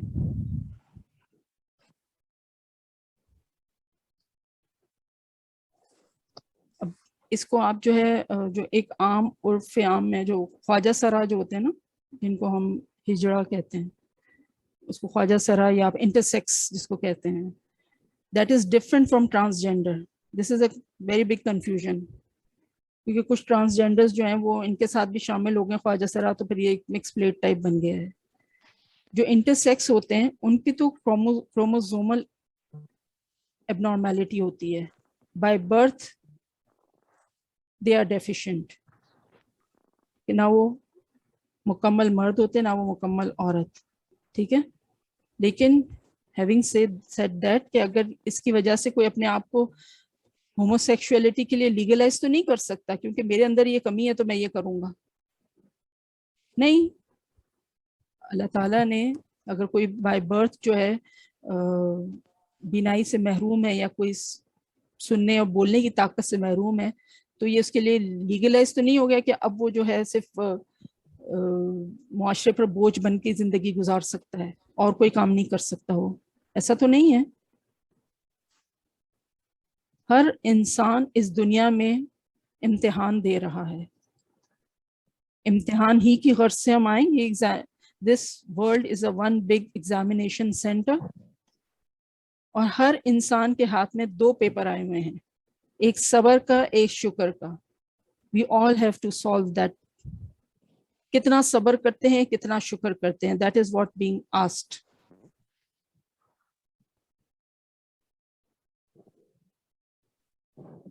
تو یہ جو ٹرانسجینڈر کا جو قانون ہے یہ انٹرسیکس والوں کے لیے نہیں بنایا گیا، بلکہ یہ جسمانی طور پر نارمل مرد عورتوں کے لیے بنایا گیا ہے، جن کے اندر کوئی سائیکولوجیکل چینجز آ جاتی ہیں which is very much treatable. اس کے ریپیٹڈ سیشنز ہوتے ہیں. اللہ تعالیٰ نے کوئی مرض دنیا میں ایسا نہیں بنایا جس کا کوئی علاج نہ ہو, which can be treated. تو ان کے پاس کوئی جسٹیفیکیشن نہیں ہے, because we have this inclination, we are psychologically ill. تو اب ہم جو ہے وہ ہم جنس پرستی کریں گے.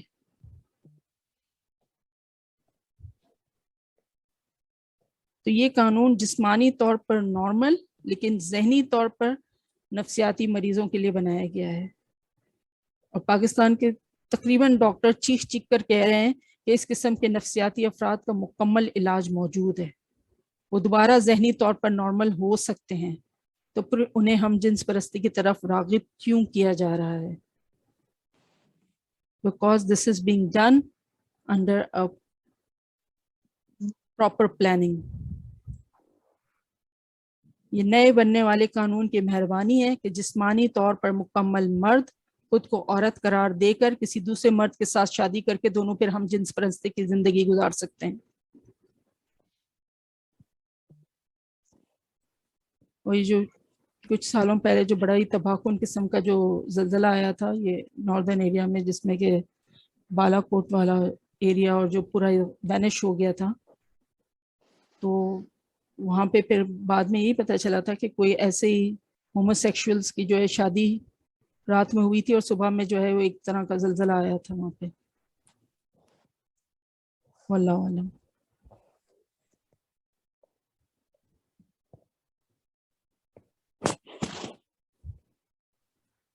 تو آپ دیکھیں ایسا قانون تو حضرت لوط علیہ السلام کی اس قوم کے اندر بھی نہیں بن سکا تھا, جسے اس گناہ کی پاداش میں بدترین عذاب کا نشانہ بنا کر ہوئے زمین سے اس کا وجود ہی مٹا دیا گیا تھا.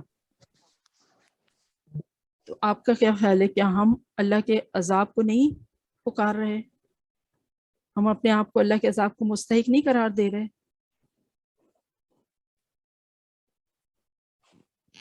یہ عذاب الہی کو دعوت دینے کی کوشش کی جا رہی ہے. یاد رکھیں اس قانون کے ذریعے, پلیز مائک بند کیجئے,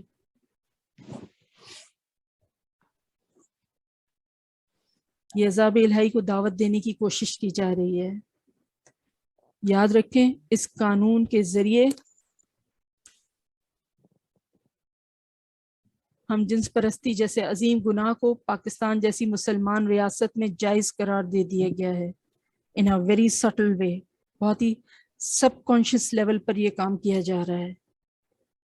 اور سبھی پاکستانی یا تو لا علمی کی وجہ سے خاموش ہیں یا پھر جبراً خاموش کروا دیے گئے ہیں, یا ہوتا ہے نا کہ who cares, I don't care, وہ والا ایٹیٹیوڈ,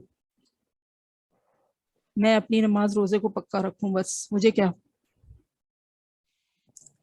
تو ان ہم جنس پرستوں کے لیے آسانی پیدا کر دی گئی ہے اس طرح سے کہ جس طرح چاہیں یہ اپنے من پسند گناہ کا سلسلہ جاری رکھ سکتے ہیں. حضرت لوط علیہ السلام کی قوم میں کچھ لوگ ایسے تھے جو اس گناہ سے شدید نفرت کیا کرتے تھے. وہ لوگ آواز بھی اٹھاتے تھے, شور بھی مچاتے ہوں گے, احتجاج بھی کرتے ہوں گے, کمزور اور کم ہونے کے باوجود اپنے حصے کا کام کرتے ہوں گے. تو اللہ تعالیٰ نے انہیں اس عذاب سے بچا لیا. وہ دنیا اور آخرت میں بھی اللہ کی پکڑ سے بچ گئے اور جنت میں اپنا گھر بنا چکے تھے. تو فتنوں کے لحاظ سے یہ بہت مشکل ترین وقت ہے, مطلب these are very troubled times through which we are passing through. اب حق کی آواز بلند کرنا ناممکن بنا دیا گیا ہے. اس گناہ کا سب میڈیا والوں کو علم ہے, لیکن انہیں تو وہی ہے نا کہ روزی روٹی کے شکنجے میں اس طرح جکڑ دیا گیا ہے کہ ان کی روحیں بھی قید ہو گئی ہیں, ضمیر مر گئے اور وہ آواز نہیں اٹھا سکتے. نبی اکرم صلی اللہ علیہ وسلم کا فرمان ہے کہ گناہ کے خلاف زبانی کلامی آواز اٹھانے والوں کا ایمان دل میں برا کہنے والوں سے ایک درجے اوپر کا ہوتا ہے. تو ہم سب کو کوشش کرتے رہنا ہے کہ اپنے آپ کو ایمان کے اس درجے پر لازمی قائم رکھیں کہ جہاں تک ہم اپنی آواز پہنچا سکتے ہیں ضرور پہنچائیں. صرف دل میں برائی کو سمجھنا, let's rise a level above that.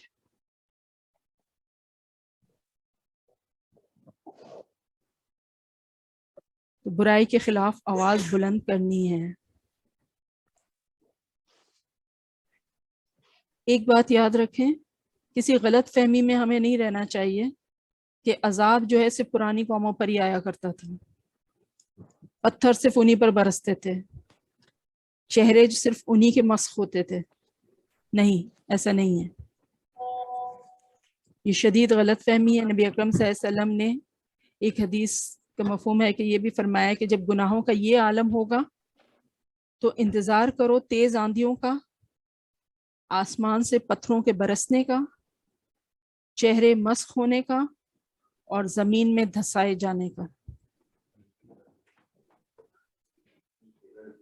تو اللہ تعالیٰ ہمیں ان سے محفوظ رکھے. اللہ تعالیٰ ہمیں اپنے حصے کا کام کرنے کی توفیق اور ہمت عطا فرمائے. آمین ثم آمین.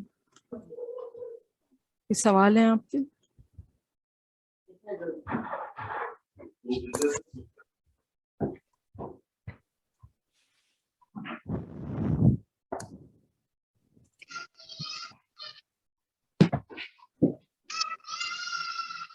ٹھیک ہے، ہم دعا کر لیتے ہیں.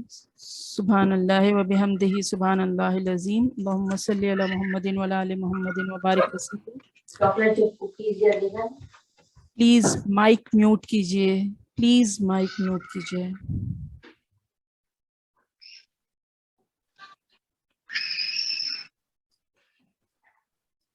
ربنا لا تؤاخذنا ان نسینا واخطانا ربنا ولا تحمل علينا اصرا كما حملته على الذين من قبلنا ربنا ولا تحملنا ما لا طاقة لنا به واعف عنا واغفر لنا وارحمنا انت مولانا فانصرنا على القوم الكافرین. اے ہمارے رب، ہماری پکڑ نہ کر اگر ہم بھول جائیں یا چوک جائیں، اور ہمارے اوپر وہ بھاری بوجھ نہ رکھ جیسا تو نے ہم سے پہلے والے لوگوں پر رکھا تھا. اے ہمارے رب، ہم سے وہ چیز نہ اٹھوا جس کی ہم میں طاقت نہیں، اور ہم سے درگزر فرما اور ہمیں بخش دے اور ہم پر رحم فرما. تو ہی تو ہمارا مالک ہے، تو ہمیں کافروں پر نصرت عطا فرما. اللہم اجعل حبک احب الاشیاء الینا واجعل خشیتک اخوف الاشیاء عندنا واقطع عنا حاجات الدنیا بالشوق الى لقائک وإذا أقررت أعين أهل الدنيا من دنياهم فأقرر عيننا من عبادتك. اے اللہ، اپنی محبت کو ان تمام چیزوں سے زیادہ محبوب بنا دے جو ہمارے پاس ہیں، اور اپنے خوف کو ان تمام چیزوں کے خوف سے زیادہ کر دے جو ہمارے پاس ہیں، اور تو ہماری دنیاوی ضروریات کم کر کے اپنی ملاقات کا شوق بڑھا دے.